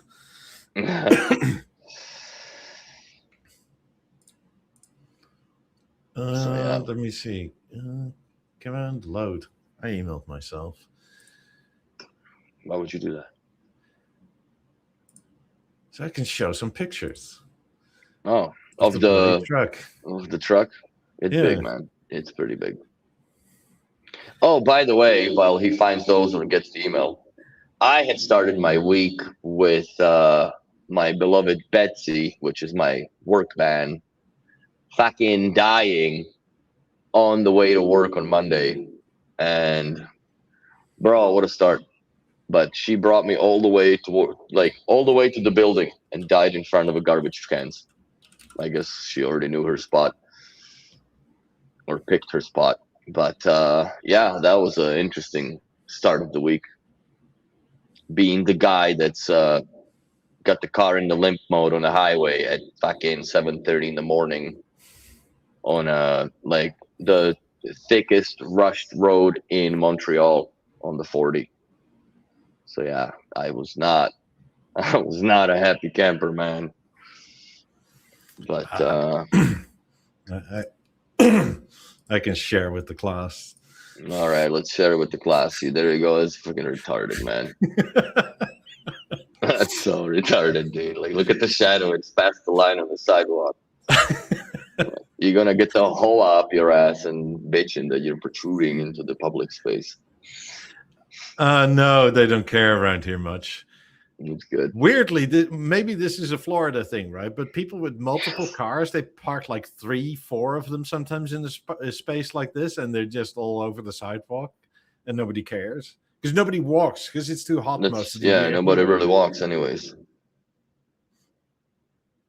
So there's a kind of a tree in the way, but this is the other side, right? It still sticks out like 2 meters in front of the other car. Like they have, ridiculous. Like nothing's moved. But yeah, I guess the fortunate thing it's an older truck, right? Like it's an old F-350 because the modern ones are even larger. But you know what though? That's like the perfect era of the vehicles because all this American shit that is being made right now, even European stuff, it's just garbage. Like the quality of manufacturing now has gone out the window, in my opinion, for new vehicles. Even Audi's a little disappointing. Like the new A5, I don't know if you've seen the back of it. Christ on a cross, man. It looks like they rounded up the back end of an Elantra. Yeah. Nissan Elantra, I guess, or Hyundai Elantra. I don't know, one of those race cars. Yeah, Audi's not doing well these days. I mean, if I wanted to, I can get like 30 centimeters off the back, right, by getting this hydraulic lift off. Because I have the bumper and the original tailgate. Oh, yeah? Yeah. But then I'll be missing the hydraulic lift. That's also another thing, right? The only rust on this thing is on the aftermarket bit. Which is awesome. Yeah. How does that lift get attached? Like, does it just slide into the frame and bolts in? Bolted in several places. So it's not welded, so you can remove it. It's not a freaking surgery. Okay. I mean, it's a pain in the ass to move because it's heavy as shit. Like just the lid, it folds out, right? Yes. So, like you have like a platform. 80 centimeters of platform. So it's like you could basically fit a pallet and slide it over. Yes. Okay. And then like it lifts up. It lifts, like the tailgate lifts like 600 kilos. By the way, Kia Soul is what a soul, apparently. Oh. Weird. This fucking YouTube thing is getting pretty creepy now with that. Let me see. Like that? Kia's. Oh, that it doesn't translate.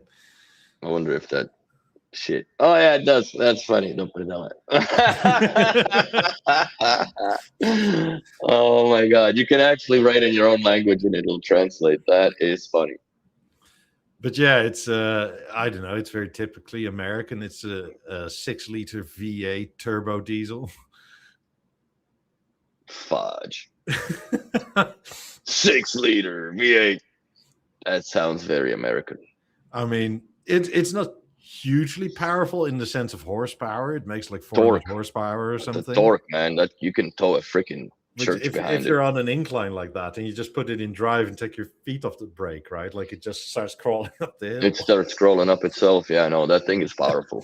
350s are no joke, 100%. It's crazy because usually you see them with the dually, right? So they got the fat ass or hips, I guess. The hips stick out too much. Well, I had that opportunity as well, but that one had one of those shorter cabs. No, the big cab in the back makes sense, man. Well, and this is partially because I'm having a kid, right? Like, if we're gonna go to Costco or like some wholesaler, like baby, mother-in-law, and two adults, right? Like, where the hell do you leave anything in this car? It all goes in the bed of the truck, man. Yeah. That's crazy times. This is about the only vehicle I'll probably get somebody in to like steam clean the interior. Hmm. Mainly because this car is from 2004, and I don't think the interior has been cleaned since like 2012. Oh shit. Like, not that it's super dirty, but it lived on a farm, right? Like, So the dust is a real deal. yeah. I have a small American flag, my original flag, the one I was born with. If you guys want to, I guess I can put it up. I'll put a Canada flag behind mine. Oh boy. But yeah. No, that's a big ass truck. Yeah, it's wonderful. It's God, for all you Euros, right? It has a 164-liter tank in it. Fuck, that's I think I have 56 liters in mine. Yeah. So it's almost triple. Yes. But bro, well, in Europe, like your eyes would be full of tears pumping the gas into it. Yeah. It's I mean, but it's diesel, so diesel is also expensive in Canada now too. Like it's over, I think $2.20 a liter, which is insane. The 250-pound fill up in UK, shit. Oh man, yeah, I know that's. But then again, how far you get with it is also another question, right? Like, well, I sent you the picture, right, where it said, because you can switch between miles and kilometers, and it says kilometers to empty 999. Because it was only 3-digit display. Yeah, it can go further. It could go way further than that. That's so funny. How much was in miles?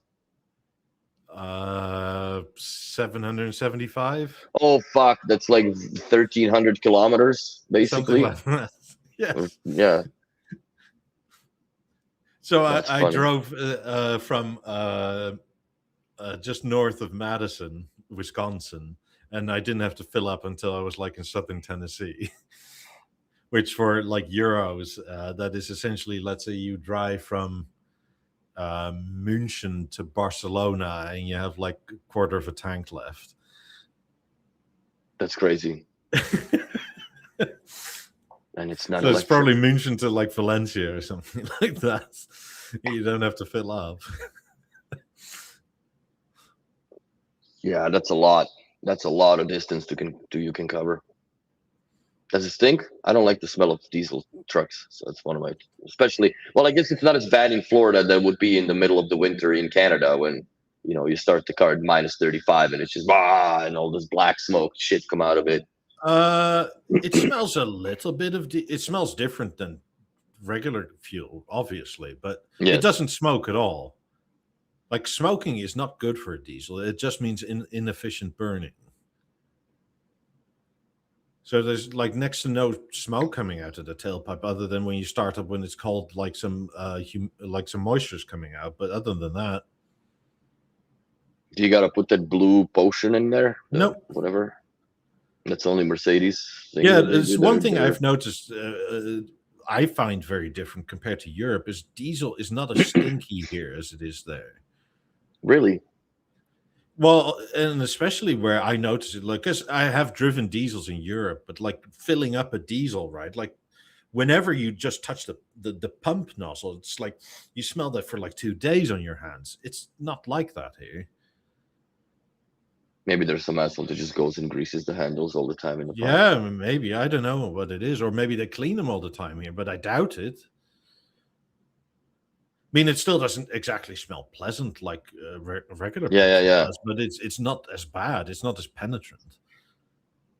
So clearly there's some difference. I mean, it is funny, though, in a lot of places, right, when you fill up, the fill up for diesel is for the 18-wheelers. Like, it's in a totally different section of the gas station. So I'm by far the smallest vehicle filling up there. There's no diesel pumps on the gas side? Sometimes, but not always. Yeah. Often Okay. it's Yeah. only for 18 wheelers. Makes sense. No, here there is pumps. You have the yellow, right? The diesel. I don't Yeah. know if it's the same color in US. I think so. Because it's green in Europe, isn't it?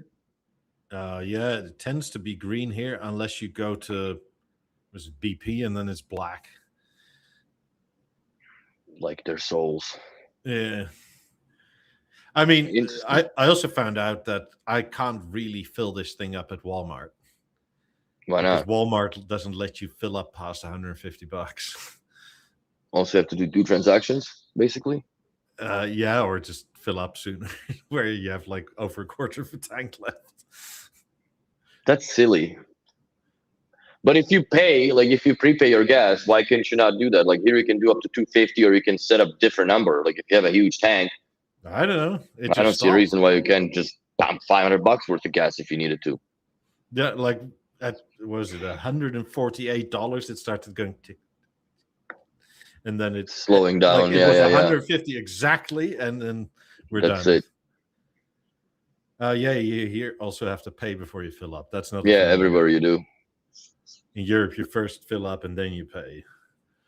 No, here I think. Well, in Canada, it was because I think it was in British Columbia that it happened. That the guy didn't pay and was trying to drive off, and then the attendant ran out and tried to chase him down, whatever, and the dude ended up killing the guy. I think they ran over him a couple times and whatever, like basically murder him on the spot, and drove off. And that was when the law was passed that no more, you prepay your gas before you pump. To avoid that, because it happened, I think, not just once in Canada, out of all the places. So now it's prepay only, and then they either I usually just prepay to 250, right, the max, whatever. Here you go, and then it just debits the 250 and then credits back the whatever remainder is, which is usually about $140 or whatever nowadays, because the gas is disgustingly expensive in Canada. That's what everybody thinks here, but I know what I used to pay in Europe, and it's still not there. No. But like even here, people, bitch, but like you have no idea how much more expensive it is in Europe. But it's still pretty expensive for what I remember when we first moved to Canada. Now 20 something years ago, it was 76 cents a liter. Now it's $2, man. So yeah, currently diesel is very expensive here. I pay like €1.20 a liter, which in GBP is probably a £1.10 or so. that's maybe a lot. bit less, but that's expensive for here. I mean, the first time when I filled up, I got it at in euro cents, like 90 cents a liter or something in Madison. Yeah, even here, it's further you go towards west, like towards Ontario border, the cheaper the gas gets. Yeah. Especially when you pass the Ontario, because Quebec only said they're getting rid of the carbon tax, but they never did. So we pay on average 10-15% more for a liter of gas than just driving down an hour and a half and getting gas there. Yeah, the two cheapest places where you can get gas near me, which is very far but near in the US standards, right, is Kentucky and Alabama, because these two states just don't care. Like we'd rather not tax you on anything. Like, yeah, I remember good when I luck, was driving sort it through. out. Like, we'll do like some police and some roads and stuff, but other than that, you're on your own. Yeah, there's not much in Alabama, but yeah, I remember gas was the cheapest there when I drove through, or one of the cheapest places that they had, or I driven through rather. Well, yeah, we'll see. We'll see what the week brings. This has become truck talk. The truck talk. What sound system is in that thing? Just the regular default Ford nonsense? And it's old as shit. I don't think it's ever really been used in its life either, because grandfather was sort of like, I don't like listening to anything. He even has like a brand new Lincoln, right, with a decent sound system in it, and he never switches it on. he likes silence. So he does, even in his house, right? He has all these stereo systems, but he never ever touches them. One of his sons bought it all, and he just That's fucking hilarious. But yeah, I'm the same. I changed too. Like I started driving with no music lately. It's been a few years now that I've been driving with no music. But more or less, I guess, because I had a gremlin in my Audi that I couldn't find out, so I was always listening to for the engine, how it's behaving.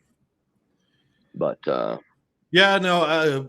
On this trip down, I actually mostly listened to Deezer over earbuds, and I switched between my AirPod 2s, my E8s, and I got those new Milwaukee Tool job site. Oh, did you? How are they? I would say, on my recent experience, out of the three for sound quality, the AirPods are by far the worst. They're the best in connection and usability and that sort of thing. But the E8s 3.0s they sound the best, and then it's a close second with the Milwaukee ones. Interesting. I mean, the Milwaukee ones are mainly meant as hearing protection, right? And they do such an excellent job of it. Like, you put them in your ears, like, what? Oh, really? Like, they are good. Yeah, like I can't hear shit. Like, she will stand like, I don't know, like 1.5 meters away from me, talking to me at a normal level. I was like, wow. So good feedback overall. How long do they last? Long.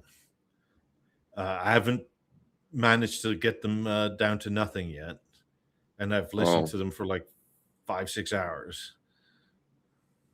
Shit, maybe I'll be buying me some, because they'd be good for job site. Exactly that, because when the phone rings and stuff, like, you can just put them on and just keep moving. Yeah, the pass through, like on the left, you can, like, you can't adjust any of the controls, right? So that is one thing that is slightly, I guess. What do you mean? So the left is like either transparency mode or just regular. That's all it does. It's click one, click two. The right is hang up, pick up, and next track is, I think, twice. But you can't adjust volume. That you do that on your phone. Okay, interesting. And there's no way of changing any of that. There's no app for these. They are what they are. But they do sound quite good. They have, I don't think, any noise canceling whatsoever, but they don't need it because they're essentially earplugs. And they're quite comfortable. They do have the little hookies that go in your ear and stuff like that. And they come with like 2 baggies of tips of the sort of cupped rubber and the foamy ones. Okay. But if you want to go to a gun range, these are more than adequate. Oh, really? Yeah. That's awesome. I might pick me up a pair, like I said, because I want something, like I was thinking of retiring the EXs for the, to take to work. But it's not the dust per se. It's the fact that when you're somewhere and you're trying to pull it out and you drop them, it fucking feels bad. Right? Yeah, you don't have that with these. Also, these stay in your ears really well, at least in mine. Like, they stick way better than either the E8s or the AirPods. I wonder if they have them on sale here, but because I would not mind buying some of that. Because I've been looking at them. Like, we've been both looking at them since I was in freaking Tampa visiting at Christmas. I mean, the battery that's in the back is enormous, right? You can get I have those extra 12, ones. 12 charges out of one of those if you have it full. The presentation in the thing is quite nice because you lay them side by side and you can read the label in order to. I should have brought them with. They're in the other room. The only downside, I guess, for the whole the total package is that the case is quite large. But okay. Yeah, it looks pretty large. But then that being said, bro, like, they are 20% off right now. Ooh. So I might hit up Home Depot on the way home tomorrow and just get me those and see what they sound like. I mean, Max says noise canceling has become uncomfortably good. These Milwaukee earbuds, right? These job site earbuds, they don't need it. Like they seal you off so much. Like you don't need the noise canceling. You just don't hear shit. Mm-hmm. No, they're gonna be good for like, especially around SDS and grinding stuff when it's loud as hell. I hate that. Or multi-tool. Yeah. That is loud as hell, especially when you get into the woods or metals. Metals are even worse, especially metal studs when they start resonating and singing. Fucking A. Especially the high screeching they sometimes do. Yeah, I don't run mine because mine goes up to 12,000 RPMs or whatever the oscillations per minute. Yeah. But I only run it at 8 at the most because then it doesn't scream at you. Plus, I have the first generation Milwaukee vacuum, the M18, so that one is loud. It's so loud comparing to the new pack out one, which I also want to buy. Yeah, there's still stuff that, I guess tools are like women's makeup. There's not ever enough. Except that her shit is in the bathroom and yours is in the garage. But we'll see. Yeah, I may have to buy that Milwaukee air pump, the big M18 one now for this truck. You know what? I don't think it's. I think the M12 is more than enough. It doesn't. I don't think it goes high enough in PSI. It goes to 130 PSI, dude. It does? Yeah. Oh, okay. I thought it went to 50. No. I think it goes even higher than that. But I might be mistaken. But from what I remember, when it first came out and people did experiments with it, like it would push 130 PSI into a pipe. This bloody truck, right? In PSI, and I'll translate for you euros. It takes 80 PSI in the rear, which is 5.5 bar. Holy fuck, man! So when that pops, that goes hard. Yes. Holy shit, 80 PSI. That's double what's in my Audi. Well, man. The thing is, right? Like these tires are on 16-inch rims, but the tire off the ground is like yay high. Yeah. No, like it's a big wheel. It's a big wheel. A wheel like this, but on a rim like this. The rim is the size of an A9, for God's sakes. Yeah. Well, have a good one, Sigmund. Thanks for the coffee, brother. And we'll see you guys next week. Yeah. I ain't got poo to do. I should be home for most of the time now. I can't think of much else I'll be doing unless stuff comes up, but I'll let people know. In the meantime, go buy Willie a coffee if you haven't yet already. Be a cool person like Sigmund. And come join our Discord. I should make a truck channel or something. Do a truck channel. Now that we can talk about trucks. So now I have to buy one too when I get there. God, it's yeah. I mean, this is apparently the baby engine, right? Because you can buy a 7.3 V8 or a 10.2 V8 diesel turbo. And watch a fucking vortex form in your gas tank as you start I don't know. If you floor it right, you just turn the earth a little bit the other way. Spin slower, fudge. Yeah, anyway. Those are insane. Anyways, have a good bye, time. Shit. Thanks for watching.